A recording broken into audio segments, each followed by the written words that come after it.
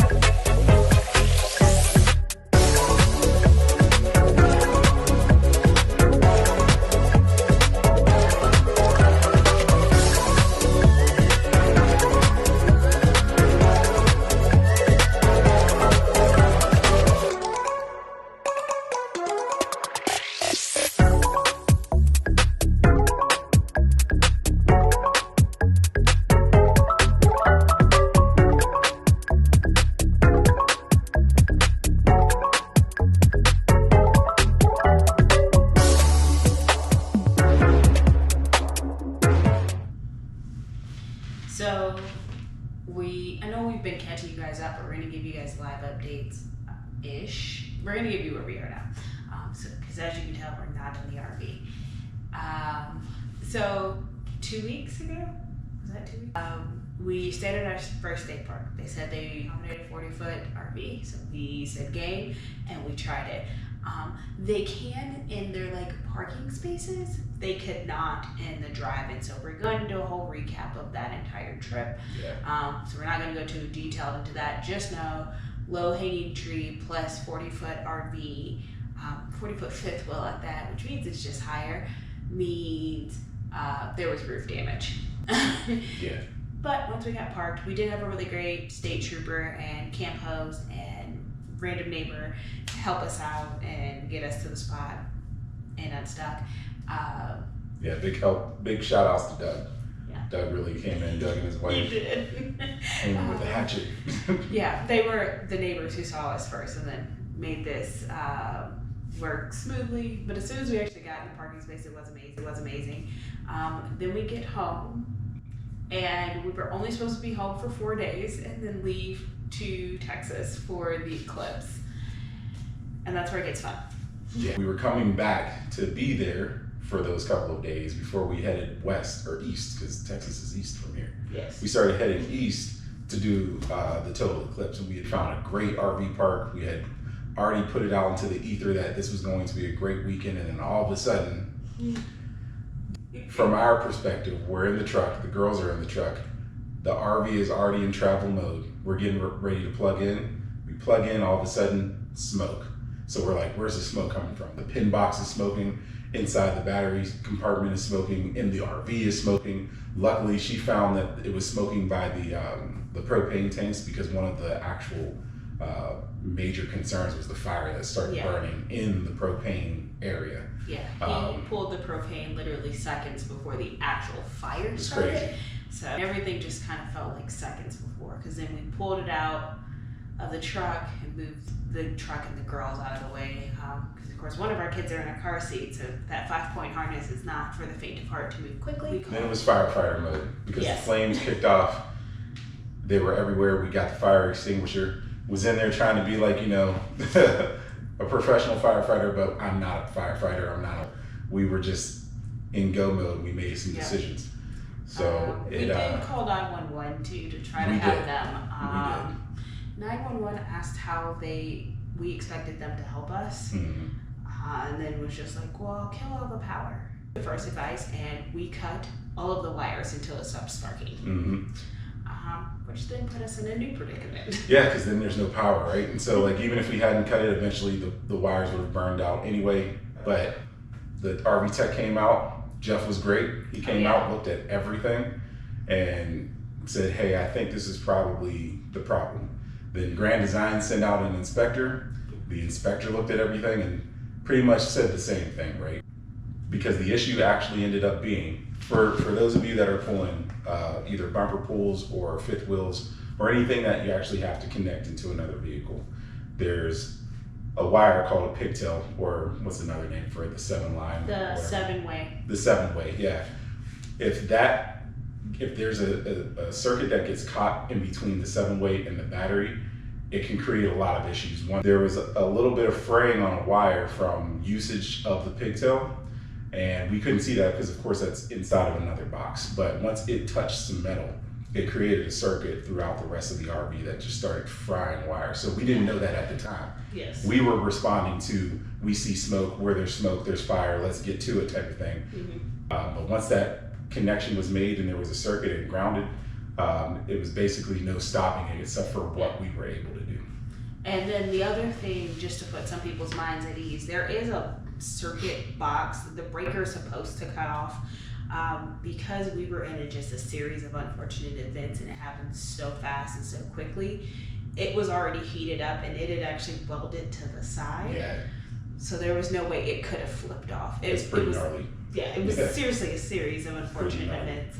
And then there'll be pictures throughout this video where you can kind of see what was going on. Of course, we don't have any videos of the actual incident because we were in fight mode. This wasn't a time for YouTube Gold, right? So we were like, oh no, what's happening to the RV? So you'll have to excuse us for just having minimal pictures. We were just trying to be safe and make sure our family was okay. Yes. Everybody that came out said that it could have been a lot worse if we had not stopped it when we stopped it. Yes, so that is our good news story. We did save the RV. We just killed all the electric. Yeah.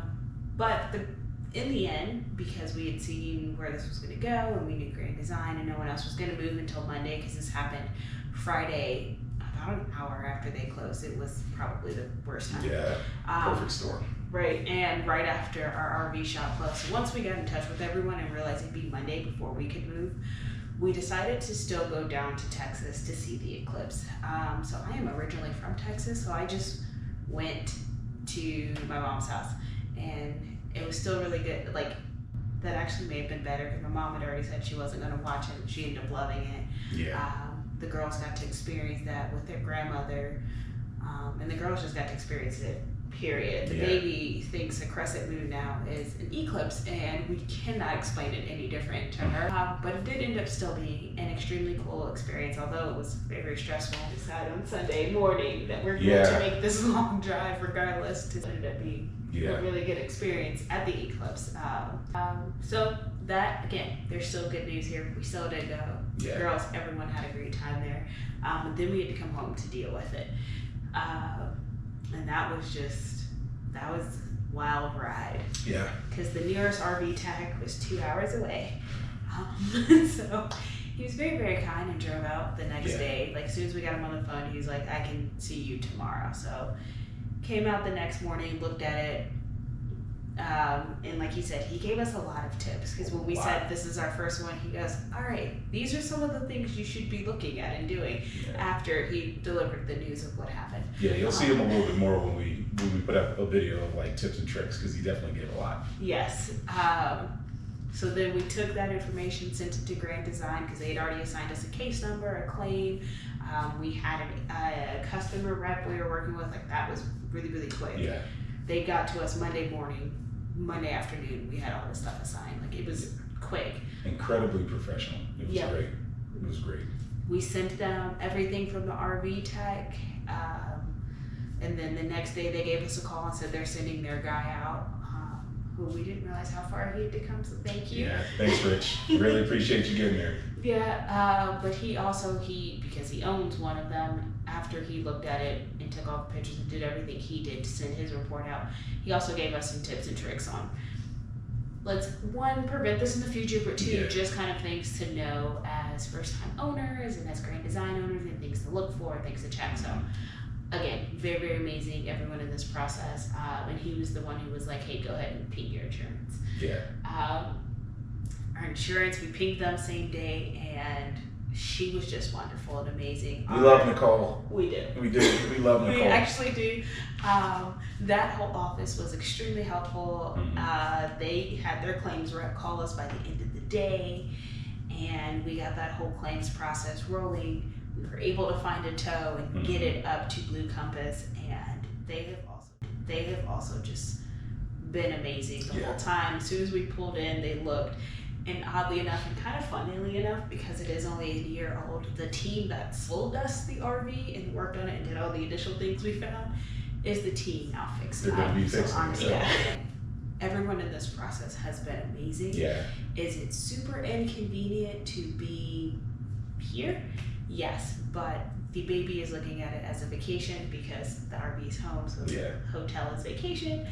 And we've just kind of kept them in their routines, keeping them as much as possible, right? Yeah. In the situation, we're definitely out of our routines completely, right? So trying to make as many efforts as possible to keep them less worried is great. Yeah. I know I've seen a lot of videos on Instagram, on YouTube about what to do if your RV catches on fire and how to go through that whole process. We have our experience, but we're still in it, right?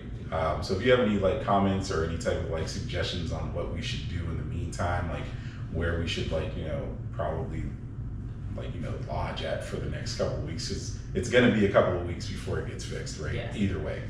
But if you guys have any suggestions on what to do and how to mitigate this type of thing from happening again in the future, please put those comments down below.